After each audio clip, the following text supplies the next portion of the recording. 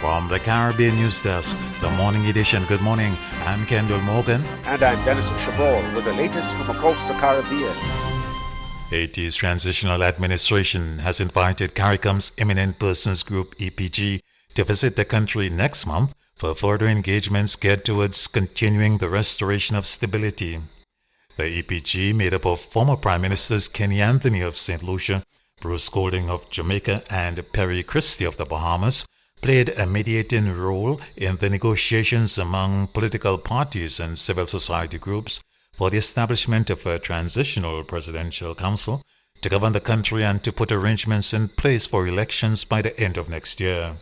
Head of the Presidential Council, Edward LeBlanc Field, attended the CARICOM Heads of Government meeting, which ended in Grenada yesterday.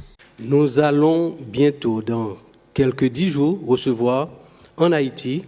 We will soon receive, within 10 days in Haiti, a mission from the EPG, the Obligation Persons of Group, that will participate in the discussions between the state and the opposition groups to create the new mandate that will consist of various terms of the transitional government. Security forces protecting Haiti's leader provided covering fire as he left the hospital in Port-au-Prince after an interview with CNN, in a stark illustration of the violence that continues to plague the gang-ravaged nation.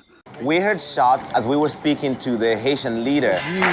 This has been part of history. His security detail motioned for us to stop the interview. Okay, this here. He was ushered back into his car, and we heard more shots as we were speeding out of the location. We now know that there was sustained gunfire as our convoy left the hospital. The official explanation here is that it was cover fire and the Prime Minister was never in danger. The bigger picture here is about the gang problem here in Haiti. CARICOM Chairman Prime Minister Dickon Mitchell of Grenada says the absence of a CARICOM statement on the outcome of Sunday's presidential elections in Venezuela is not a sign of division on the issue.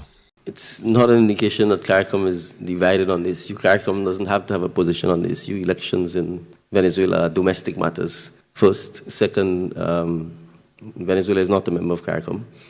And third, I think we expect, and it has already happened, that members will indicate their positions. While the Prime Ministers of St. Vincent and the Grenadines and Dominica welcomed Mr. Maduro's declaration as the winner, Guyana's President Irvin Ali says international calls should be heeded.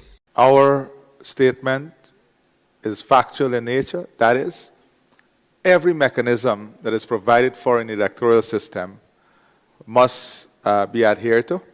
And if there are calls, and there are calls from the international community and from the opposition for one aspect of that process to be activated, and we support that call because it is part of the electoral system.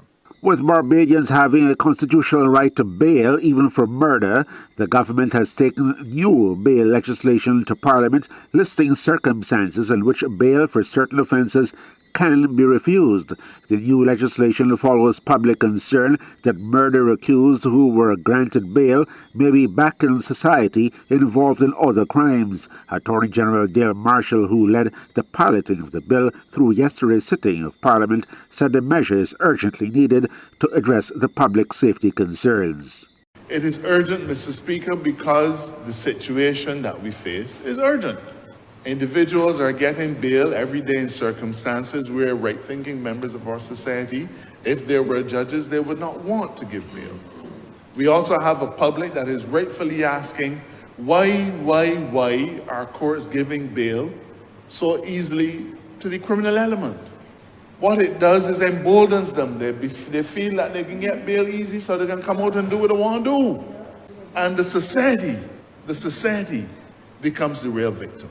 Meanwhile, Barbados opposition leader Ralph Thorne agreed the bail issue is a major public concern and accused the government of not going far enough with the new legislation.